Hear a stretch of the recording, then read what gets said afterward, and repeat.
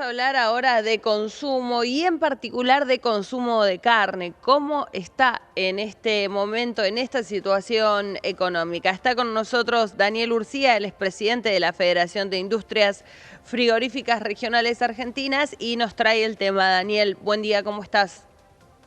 ¿Qué tal? Muy buenos días, ¿cómo están ustedes? Bien, gracias. Bueno, bajó el consumo de carne, ¿no? Eso ya lo podemos anticipar, no es una novedad. Los números bastante malos para el sector. Mirá, a ver, yo creo que hay que tomarlo con calma A ver. y por ahí el título bajo el consumo es relativo de acuerdo a cómo uno lo analiza. Ujú. Eh, Obviamente, cuando uno compara la faena 2023 con la faena 2024, tenemos una caída del 8% en el primer semestre. Y hay, yo te diría en términos por habitante por año, 2 kilos, te diría, de disminución en el consumo de carne vacuna. ¿Cuál es el Pero consumo promedio? ¿Cuál era el consumo promedio anual? bueno, allí tenemos otra situación que analizar, A porque si ver. yo te hablo del consumo de hace 40 años atrás, te voy a hablar de 80 kilos de carne vacuna. Pero eso también tiene cambios de hábitos de consumo. 40 años atrás la producción de cerdo y de aves en Argentina no era relevante. Hoy Ujú. el consumo de carne aviar es prácticamente similar al de carne vacuna, con 45-50 kilos de consumo por habitante. El cerdo ha crecido, estamos, digamos, en 20 kilos para hacer números redondos, con lo cual uno cuando mira el consumo total de proteína animal, Argentina supera los 110 kilos y lo ubica dentro de los países de mayor consumo de proteína animal en el mundo. Por eso al comienzo de la entrevista te decía es relativo cuando hablamos de caída del consumo. Hubo un Obviamente informe, Daniel, reciente que habla de 62 kilos per cápita y que ahora ese número estaría alrededor de los 44. a ver, títulos rimbombantes, porque la carne es noticia, porque la carne vende, lo venimos viendo, yo te diría, en lo que va del año todos los meses. Mm. Entonces, para nosotros que conocemos los números, que estamos en el sector, sabemos que no es una noticia alarmante. Eh, Porque, insisto, el consumo total de proteína animal, que es lo que nos tiene que interesar en cuanto a salud, porque por salud es muy importante tener acceso a la proteína animal. Después, por supuesto, los que estamos en carne bovina pretendemos que se consuma carne bovina, los que están en la industria Claro. de aves van por la carne de pollo y los del cerdo por el cerdo, pero lo importante es que se consuma la proteína animal porque está demostrado que a la salud le hace muy bien. Ujú. Después tenemos que analizar A cómo ver. está la situación económica y allí nos vamos a encontrar que la carne vacuna hoy tiene un precio muy competitivo cuando lo comparás con el resto de los alimentos. Si uno analiza el último semestre, ha subido, por ejemplo, más el pollo que la carne vacuna. Ahora, mirás los últimos meses, ves el índice de precio al consumidor, el último fue 4.2, y el precio de la carne osciló en el 3%. Y por supuesto, como te decía, cuando vos mirás la gama del resto de los alimentos, yo te diría que hoy una pizza, el valor de una pizza compras 2 kilos de carne. Claro, Una pizza pedida por delivery, no una pizza hecha en casa, ¿no? claro. ¿Y cómo está el tema de la exportación en el segmento? Mirá, China sigue siendo el principal destino en cuanto a Ujú. volumen, con precios muy alicaídos. Si uno lo mira respecto de hace 2 años, tiene una disminución del 34%, Sí. respecto al último año con casi un 20%. Eso es el 75% del volumen exportado y representa el 55% en divisas, en dólares. Los otros mercados importantes, Europa, Estados Unidos, Chile, Israel, son mercados de más valor, pero de menor volumen. Pero también tienen una marcada estacionalidad. Por eso nosotros seguimos insistiendo en todo el sector con que tenemos que mejorar la competitividad Sí. argentina, mejorar las condiciones locales, trabajar con lo que son, por ejemplo, los derechos de exportación, que está grabado al 9%, trabajar con un estatus sanitario único en todo el país que requiere el acompañamiento de las provincias. Tenemos muchas cosas para trabajar internamente, algunas situaciones impositivas Ahí que hay nos que corregir. metemos, Daniel, en el tema de la competitividad, pero pensaba mientras vos hablabas justamente de los mercados, ¿qué pasa en particular con el caso de China? Cuando hubo este conflicto diplomático y se había puesto en duda la renovación del swap, los representantes de algunos sectores que justamente exportaban a China dijeron que también en el marco de ese conflicto se había reducido el volumen justamente de los bienes o lo que fuera que hubieran exportado. ¿Sucedió en el caso particular de la carne o no, o ustedes no vieron una actitud similar, ¿no? En relación a este tema que había? Mirá, me tocó participar en el viaje que hizo la canciller Mondino a fines de abril, principio de mayo. Ujú. Acompañé esa misión. La verdad que tuvimos reuniones bilaterales, no notamos ningún problema de parte de los compradores chinos. En cuanto a carnes, nosotros tenemos una historia de negociación Sí. con China, tenemos pendientes de cerrar el convenio por menudencias. Eso se comenzó a reactivar, te diría yo, después del viaje ese de la canciller.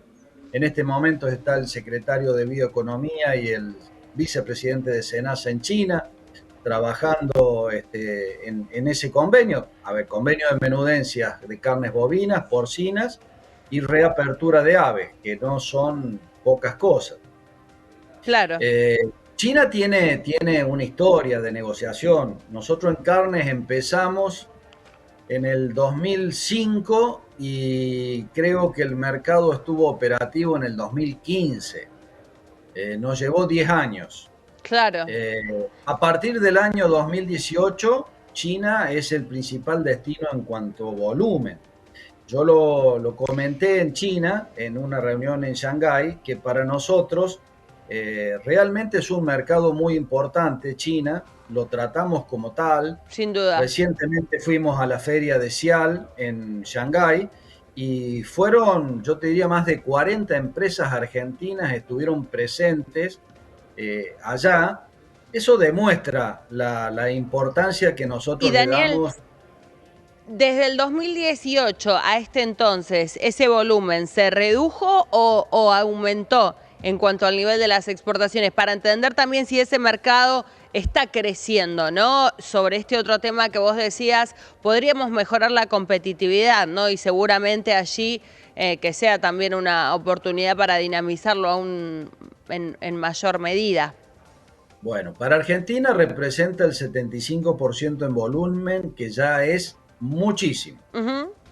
Cuando empezamos por allá por el 18 estábamos en torno al 40 y pico por ciento, fuimos creciendo 50%, 60% y llegamos al actual, que estamos en el 76% algún mes.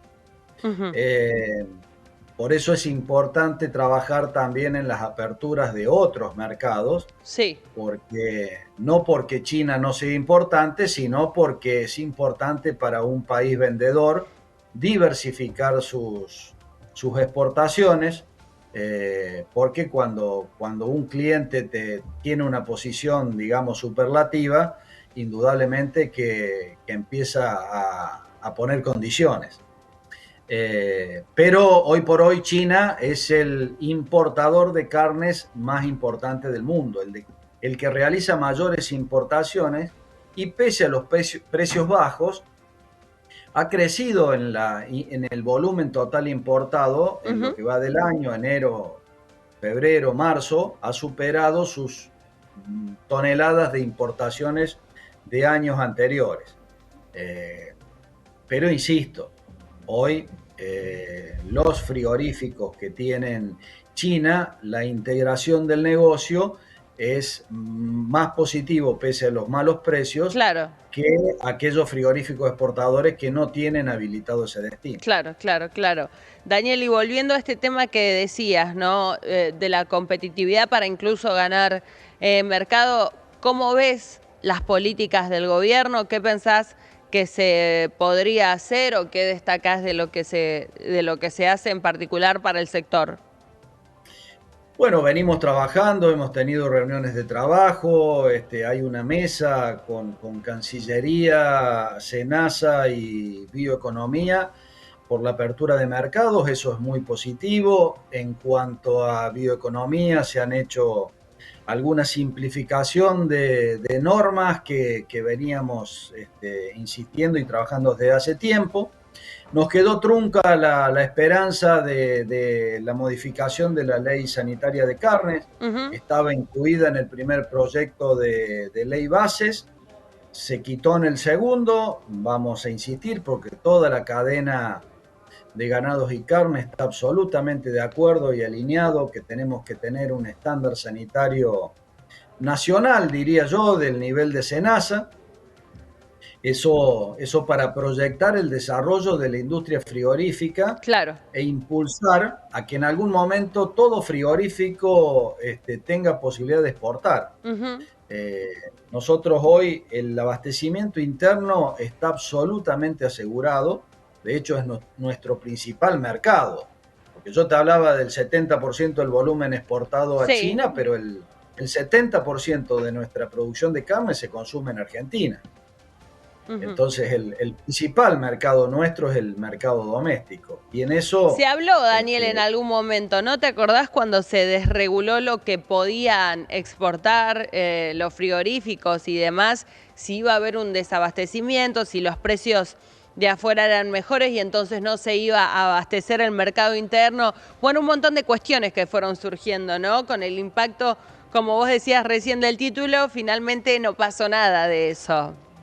no pasó nada. Vos fijate que durante un par de años tuvimos cortes prohibidos de exportación y no significó una mejora de precio en el mercado doméstico, pero sí un daño importante en Ujú. cuanto a los exportadores, porque vos al cliente tuyo de repente le sacaste algunos cortes del negocio, que obviamente cuando uno explica en el exterior este tipo de políticas no se entienden. En Alemania todavía se acuerdan para el Mundial de por allá el 2006 creo que era, cuando suspendimos las exportaciones en Argentina y los dejamos sin carne para el Mundial. Son esas, yo diría, medidas alocadas que por ahí se toman y no se considera mucho el Bien. impacto que tienen en el exterior, en la confianza, porque en todo negocio no, vos lo que tenés que lograr con tu cliente es confianza Sin duda. y abastecimiento regular, porque cuando vos lo dejás sin carne en China, en Alemania o en Estados Unidos, le está perjudicando a su negocio. Ujú. Y más allá que la carne argentina tiene una fama, tiene un reconocimiento, quien trabaja con carne necesita tener el producto. Si lo dejas sin carne, él Sí. trabaja igual con carne de Uruguay, de Claro, Brasil. absolutamente, sin duda. Daniel, te agradecemos mucho el contacto y que nos hayas traído este tema. Gracias. Gracias a vos, Rocío. Hasta pronto. Hasta pronto.